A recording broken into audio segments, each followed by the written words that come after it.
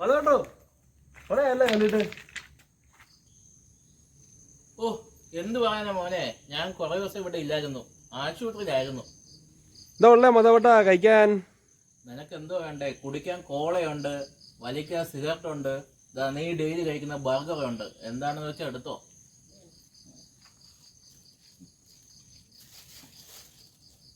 രണ്ടെണ്ണം എടുക്കുവാണേ. എന്തോ ബർഗർ അല്ലയോ?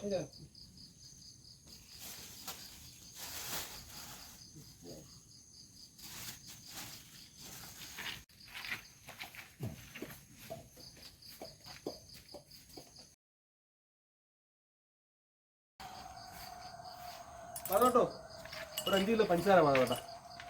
എന്തിനാ മോനെ നിനക്ക് 5 കിലോ പഞ്ചസാര? എന്റെ പൊന്നു മാധവട്ട, ഞാൻ വേറെ ഒന്നുമില്ലേലും ജീവിക്കും, മധുരമില്ല എനിക്ക് ജീവിക്കാൻ പറ്റില്ല. ഉറങ്ങിയില്ലെപ്പോലും എനിക്ക് മധുരം ഇട്ട് ചായ കുടിക്കണം. ഞാൻ ദിവസം 4 നേരം ചായ കുടിക്കും, ചോക്ലേറ്റ് കഴിക്കും. എനിക്ക് മധുരം വേണം മാധവട്ട, നിർബന്ധം. ഇല്ലെങ്കിൽ എനിക്ക് തല കറങ്ങുന്നതല്ല. ഇത് കണ്ടോ കോളയാ, ഇതിന് വീട്ടിൽ ചെന്നിട്ട് പഞ്ചാര കറക്കി കുടിക്കുക. എന്റെ മാധവട്ട അന്യായ കിക്ക, സുഖമായിട്ട് ഉറങ്ങാം. തളർച്ചയില്ലേ മധുരം എത്തിയില്ല, മധുരം ശരീരത്തിൽ എത്തിയില്ല, തളർച്ചയാ മാധവട്ട. അങ്ങനെ പോട്ടെ, സമയമില്ല. നിനക്ക് എത്ര പഞ്ചസാര വേണമെങ്കിൽ ഞാൻ തരാം. പക്ഷേ നീ ഈ ബോർഡൊക്കെ ഒന്ന് വായിച്ചു നോക്കണം. നിന്നെപ്പോലുള്ളവർക്ക് വേണ്ടിയിട്ടാ ഈ ബോർഡ് ഞാൻ ഇവിടെ എഴുതി വെച്ചിരിക്കുന്നത്.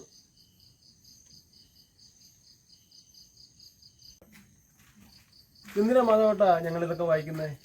നിങ്ങൾ ചെയ്യരുതെന്ന് പറഞ്ഞ സാധനങ്ങളൊക്കെ ആണല്ലോ ഇവിടെ എഴുതിയേക്കുന്നത്. കോള കുടിക്കരുതെന്ന് പറയുന്നു, പുക വലിക്കരുതെന്ന് പറയുന്നു, ബർഗർ മധുര പലഹാരങ്ങൾ കഴിക്കരുതെന്ന് പറയുന്നു, എല്ലാം ഉണ്ടല്ലോ. നിങ്ങൾ എന്തിനാ പിന്നെ ഇതൊക്കെ വിൽക്കുന്ന മാധവട്ട? എനിക്കും ജീവിക്കേണ്ട മോനെ. പുകവലിയും മദ്യപാനവും ആരോഗ്യത്തിന് ഹാനികരമെന്ന് പരസ്യം കാണിക്കുന്നുണ്ട്. എന്ന് വെച്ചിട്ട് അതാരും ഉപയോഗിക്കാതിരിക്കുന്നില്ലല്ലോ. അതിനാ ഞാൻ ഇതെല്ലാം വിൽക്കുന്നേ. കണ്ടറിയുന്നവർ കാണട്ടെ, ഇല്ലെങ്കിൽ കൊണ്ടറിയും. പിന്നെ എന്തിനാ നിങ്ങൾ ഇതൊക്കെ കൊടുക്കുന്നത്? വേറെ വല്ലതും പണിക്ക് പോയിക്കൂടെ? വേറെ ഗതിയില്ലാത്തോണ്ടാ മക്കളെ. എന്താ അതിന് മാധവട്ട? നിനക്ക് നല്ല ആരോഗ്യമുണ്ടല്ലോ. നിങ്ങളെപ്പോലെ കളിച്ചും കുടിച്ചും മതിച്ചും നടന്നവനാ മോനെ ഞാൻ.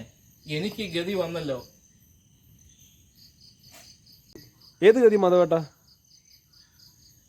ഏത് ഗതിയോ? ഈ ഗതി. ഈ വിഷമൊക്കെ കഴിച്ച ഞാൻ ഈ കോലത്തിലെത്തിയത്. നിങ്ങൾക്കും ഇത് വരാതിരിക്കാനാ ഞാൻ പറയുന്നത്.